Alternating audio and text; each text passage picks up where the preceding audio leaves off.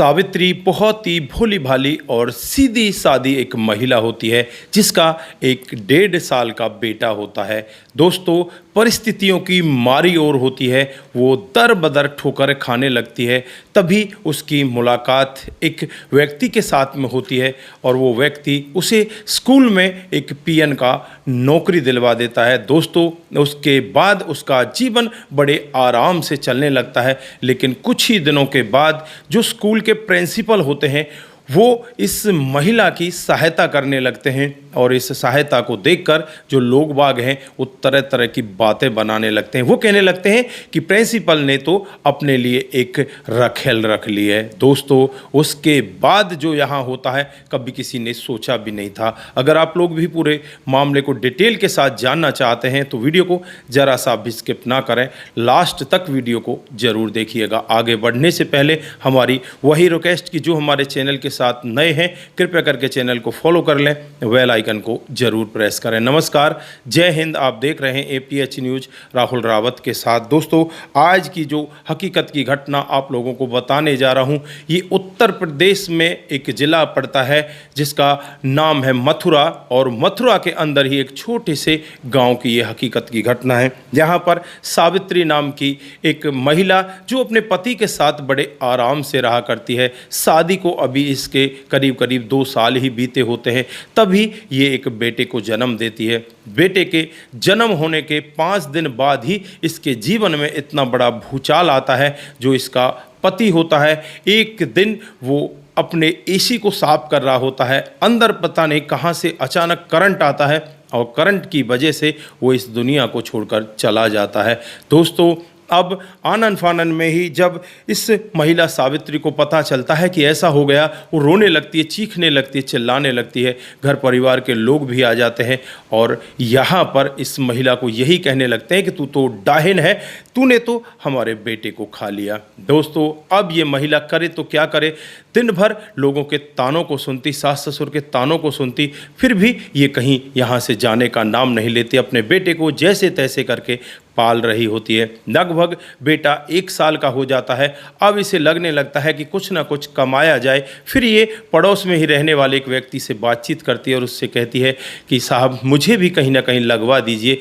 वो एक स्कूल में टीचर होता है। दोस्तों, अब यहाँ पर वो व्यक्ति अपने प्रिंसिपल साहब से बात करता है। प्रिंसिपल का नाम लखन होता है। लखन से कहता है कि साहब इस तरह से एक महिला है, बहुत ही ज़्यादा दुखी है, उसको अगर नौकरी मिल जाए तो बहुत भले का काम होगा। दोस्तों, प्रिंसिपल साहब भी कहते हैं ठीक है, हमारा जो पीएन है वो भी काफ़ी दिन से आ नहीं रहा, अगर वो हमारे जो स्टाफ के लोग हैं उनको चाय पानी पिलाती रहेगी और यहाँ पर जो थोड़ा सा साफ़ सफाई का ध्यान है उसको भी रखती रहेगी तो उसे नौकरी दे देंगे। दोस्तों, अब ये महिला सीधे स्कूल में आने लगती है और आकर पूरी अच्छी तरह से साफ़ सफाई का ध्यान रखती और अच्छे से सबको पानी पिलाया करती, चाय पिलाया करती। इसी तरह से उसका जीवन बीतने लगता है।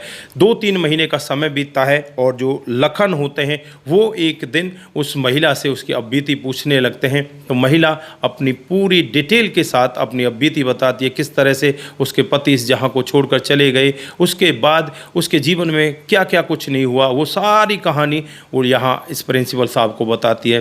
प्रिंसिपल साहब भी अब इसके प्रति थोड़े से अपने जो विचार हैं उनको बदलने लगते हैं और अच्छे से इनका ख्याल रखने लगते हैं। जो भी किसी भी चीज़ की ज़रूरत इनको होती वो सारा सामान इसको दे दिया करते। दोस्तों, इसी तरह से धीरे धीरे समय बीतने लगता है और समय के हिसाब से ही जो लखन है प्रिंसिपल साहब वो सावित्री के प्रति अट्रैक्ट होने लगते हैं। उन्हें लगने लगता है कि यार ये बहुत ही अलग तरीका की महिला है, इसके जीवन में बहुत सारे कष्ट हैं, इसको अब और कष्ट नहीं मिलने चाहिए, अगर जो भी कष्ट हो उससे पहले ही इसका निवारण हो जाना चाहिए। दोस्तों, दरअसल जो लखन होते हैं उनके जीवन में भी बहुत बड़े भूचाल आ चुके होते हैं। उनके घर में भी उनकी एक 2 साल की बेटी होती है जिसे उनके माता पिता पाल रहे होते हैं। दरअसल 4 साल पहले उनकी शादी होती है। शादी होने के बाद जो पत्नी होती है वो घर परिवार में आ जाती है। आने के बाद वो काम धाम तो कुछ करती नहीं, बस इधर उधर की बातों को किया करती और कुछ दिन के बाद एक लड़की हो जाती है। लड़की होने के बाद अब वो घर पर ही रहती, इधर बाहर वगैरह भी कहीं नहीं जाती। पहले तो सब्जी वगैरह ले आया करती या थोड़ा बहुत काम देख लिया करती, अब तो उसने वो सारे काम बंद कर दिए। अब तो घर में बस वो रानी बनकर रह जाती है। सास ससुर पर ऑर्डर किया करती इस सब के लिए एक दिन लखन अपनी पत्नी से कह बैठता है कि जो तुम कर रही हो ये तुम्हारे लिए ठीक नहीं है, तुम मेरे माता पिता के साथ अच्छे व्यवहार के साथ रहो, नहीं तो अच्छा नहीं होगा। दोस्तों, उस पत्नी को इतना बुरा लगता है और वो पत्नी अपने पति से कह देती है कि मैं तुम्हारे साथ रहती ही नहीं, क्योंकि वो पहले ही फ़ोन के जरिए किसी दूसरे लड़के के प्यार प्रसंग में पड़ जाती है और उसके साथ एक दिन बिना बताए अपनी लड़की को यहीं पर छोड़कर भाग जाती है और आज तक उसका पता ही नहीं वो कहाँ गई कहाँ ना गई। इसलिए लखन जो प्रिंसिपल साहब होते हैं स्वभाव के बहुत अच्छे होते हैं, लेकिन उनके दिल और दिमाग में कहीं ना कहीं लेडीज़ों के प्रति चिड़चिड़ापन होता है, क्योंकि लेडीज़ों को वो यही समझते हैं कि लेडीज़ इसी प्रकार की होती हैं। लेकिन यहाँ सावित्री का व्यवहार देखकर उनका ये रवैया भी बदल जाता है और सावित्री की वो हर संभव मदद करने लगते हैं। दोस्तों, कुछ और समय बीतता है तो स्कूल के स्टाफ के अंदर ही बातें बनने लगती हैं। अब तो प्रिंसिपल साहब का ध्यान इस पियन मैडम के तरफ है, वो तो बस इनकी तरफ ही देखते रहते हैं, इनका ही कामकाज करते हैं, स्टाफ की तरफ ध्यान ही नहीं होता। ये सब बातें सावित्री सुन लेती है और सावित्री सीधे प्रिंसिपल साहब के रूम में चली जाती है और वहाँ जाकर उनसे कहने लगती है कि साहब मैं कल से नौकरी पर नहीं आऊँगी। दोस्तों, प्रिंसिपल साहब कहने लगते हैं तुम्हें तुम्हारे बच्चे के लिए नौकरी की ज़रूरत है और तुम कह रही हो कल से नौकरी पर नहीं आओगे, हुआ क्या है, क्या बात हुई है?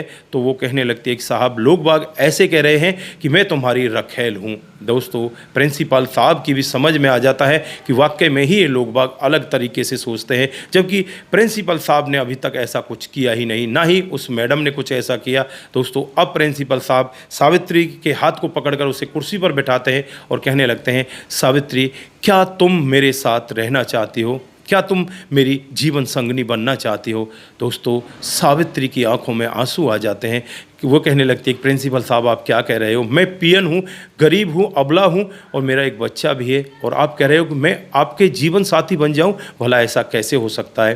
प्रिंसिपल साहब दोबारा से कहते हैं कि जो लोगों के ताने हैं उनको बंद करने का ये सबसे बेहतर तरीका है कि तुम मेरे साथ मेरे जीवन में आगे चलो और मेरे घर पर रहो। मेरा भी एक बेटा है, उस बेटे के साथ मेरी भी एक बेटी है, बेटी के साथ आराम से रहो, बेटा बेटी दोनों को पालो और हमारा जीवन आगे धन्य हो जाएगा। आगे हम कोई औलाद भी पैदा नहीं करेंगे क्योंकि हमें औलाद की ज़रूरत ही नहीं है, हमारा परिवार पहले ही पूरा हुआ पड़ा है। दोस्तों, ऐसी बातों को सुनकर वो एकदम से भावुक हो जाती है और प्रिंसिपल साहब के पैरों में बैठ जाती है, कहने लगती है कि साहब अगर ऐसा हो गया तो मैं धन्य हो जाऊंगी। दोस्तों, प्रिंसिपल साहब उसे उठाते हैं, उठाकर उसे अपने केबिन में ही गले लगाते हैं और उसके बाद उसे बाहर लेकर आते हैं और पूरे स्टाफ को इकट्ठा करते हैं और कहने लगते हैं कि आज शाम को पूरा का पूरा स्टाफ मेरे घर पर नौता है, यानी कि मैंने आप सबको निमंत्रण दिया है, आप सभी को मेरे घर पर आना है। अब यहाँ पर वो कारण पूछते हैं कि क्यों आना है, तो वो बताते हैं कि आज हमारी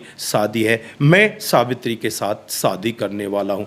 दोस्तों, जो लोग यहाँ पर तरह तरह की बातें बना रहे थे कि ये प्रिंसिपल साहब इसको इस्तेमाल करके छोड़ देगा, उन लोगों को एक बहुत बड़ा सबक मिल जाता है कि प्रिंसिपल साहब तो वाकई में ही नेक इंसान है और वो तो नेकी का काम कर रहे हैं। दोस्तों, हाल फिलहाल में ही उस दिन शाम को वो प्रिंसिपल साहब उन्हें मंदिर में लेकर जाते हैं और वहाँ उनके साथ में शादी कर लेते हैं। सभी लोगों को घर पर दावत दी जाती है और सभी लोग वहाँ इकट्ठा होकर बड़े आराम से दावत भी ग्रहण करते हैं और उसके बाद नाचते कूदते भी हैं। और उस दिन के बाद से जो प्रिंसिपल साहब हैं उनका जीवन भी बहुत अच्छे से बीतने लगता है। इधर जो सावित्री होती है उसके जीवन में तो मानो 4 चांद लग गए हैं। दोस्तों, अब दोनों के जीवन में किसी भी तरह की कोई कमी नहीं है, दोनों अपने जीवन को बड़े बेहतर तरीके से आराम से बिता रहे हैं और अपने जीवन को आगे सफल बना रहे हैं। तो दोस्तों, यहाँ पर आप लोग क्या कहना चाहते हैं? क्या कहना चाहते हैं आप प्रिंसिपल साहब के बारे में? क्या कहना चाहते हैं आप सावित्री के बारे में?